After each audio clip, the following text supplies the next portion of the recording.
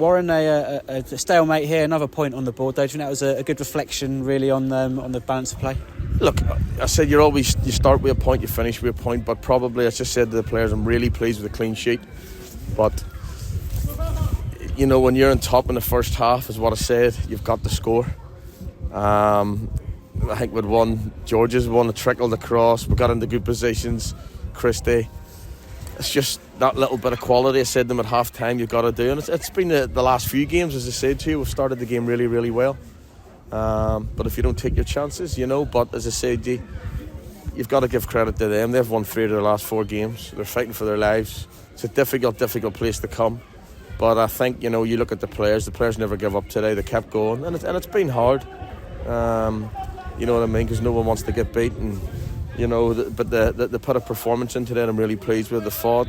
You know, you can see a few boys are out on their last legs out there, but they want to play for the shirt in the club, and as I said, I'm really pleased that, you know, with a clean sheet, probably disappointed, as I said, with that little bit of quality to go and win the game, but look, yeah, I can't knock them. It's another point closer to where we want to be.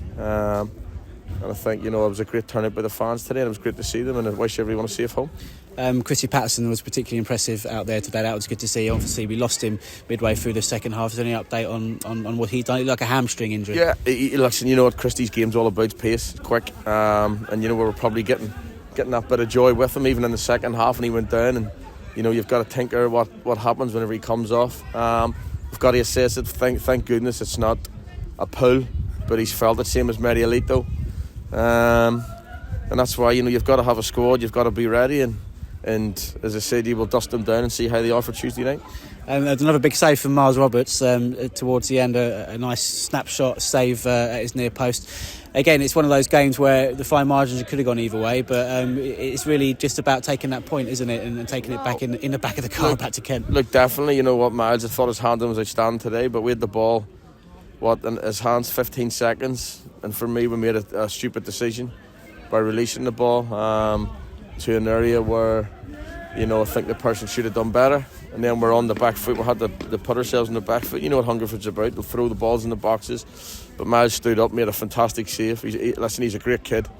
I said this before about him, and you know, I think that was the only bar a lot of handling, that's probably the only shot he had to deal with today. Where us in the first half, one in the second half, probably should have done a little bit better. And as I say, goals win games, but I'm not going to fault the players' effort with the clean sheet. As I said, too, it's a difficult place to come.